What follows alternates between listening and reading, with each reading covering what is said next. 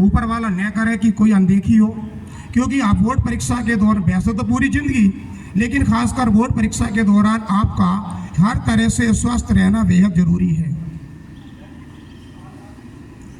तीसरी बात, जब आप अपने विद्यालय में पहुंच जाते हैं, सेंटर पर पहुंच जाते हैं, आप अपनी सर्च एक बार खुद ले लेना। आप कभी कभी क्या होता है, घर पर पढ़ते हैं, कोई कागज, कोई पर्चा या पेपर अपनी जेब में रह जाता है भूलवश, और हम सोचते हैं शायद हमारे पास कुछ नहीं है। आप ये मत सोचो कि जो लोग गेट पर सर्च ले रहे हैं कि ये उनकी जिम्मेदारी है हमारी सर्च लेना। मैं तो ये चाहूँगा कि आप अपनी सर्च एक बार खुद तसल्ली से ले लें, ताकि कोई भी भूलवश पेपर आपके पास न आ जाए। यहाँ तक कि एक कोरा कागज भी आपके पास नहीं होना चाहिए, क्योंकि बच्चों लिखे हुए कागज से ज़्यादा कोरा कागज अनुचित माना जाता है। कोरे कागज का मतलब होता है कि आप क्लास में जाओगे, पेपर आपको मिलेगा, आप उस पेपर पर कुछ क्वेश्चन लिखोगे, बाहर फेंक दोगे। कोरे कागज को ले जाने का मतलब है पेपर आउट करना। तो कहने का मतलब है कि आपके पास किसी भी तरह का कोई पेपर नहीं होना चाहिए। उसके बाद जब आप अपने सीट पर जाओगे, जिस सीट पर आप बैठकर पेपर दोगे, आपका पेपर सेकंड मीटिंग में होगा। पहली मीटिंग में हाई स्कूल के बच्चे पेपर देकर गए होंगे, हो सकता है कि कोई बच्चा टेबल के नीचे या दीवार की साइड में कुछ रख गया हो, पर्ची वगैरह। आप अपनी सर्च भी गेट से बाहर और जाकर अपने बैठने के स्थान की सर्च बैठने से पहले लेनी है। अगर टेबल पर कुछ लिखा हुआ है तो तुरंत इन्विजिलेटर को बुलाइए और उनसे कहिए, सर टेबल पर लिखा हुआ है, आप इसको तुरंत चेंज कराइए।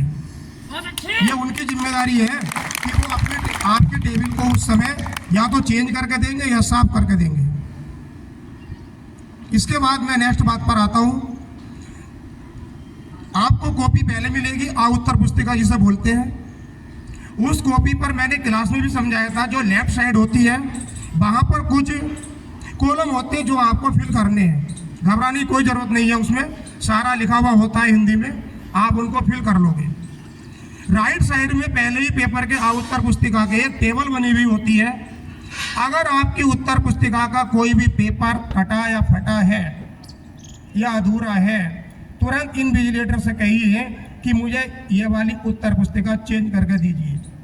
लेकिन उस पर आप इतने लिखे कुछ ना, पहले उसको देख लीजिए कहीं से कटी फटी ना हो। उसकी टेबल, कुछ कॉपियों की टेबल जो है कटी हुई आ जाती हैं, आपकी टेबल भी कटी हुई नहीं होनी चाहिए, ये आपको ध्यान रखना है। जब आप सारे कॉलम उसके पूर्ण कर लें, उसके बाद अगला पेपर पलटिए। कॉपी के हर पेज पर आप अपना 1-2 इंच का हाशिया जरूर खींच लेना। शायद कुछ और भी कहते होंगे उसको, मैं तो हाशिया ही बोल रहा हूँ। यहाँ से लेफ्ट साइड में हर पेपर पर 2 इंच का हाशिया होना चाहिए। हमने देखा अपने यहाँ परीक्षा, मैंने कई बार रूम में जा जाकर बताया कि हर बच्चा कॉपी पर हाशिया कीजिए, क्योंकि बोर्ड का ये नियम है, जब कॉपी का मूल्यांकन होता है तो जो भी मार्क्स आते हैं उन मार्क्स के अंक हाशिए में ही दिए जाते हैं। तो प्रत्येक बच्चा अपनी कॉपी पर हाशिया खींचिए। इतना काम करने के बाद आपको क्वेश्चन पेपर मिल जाएगा।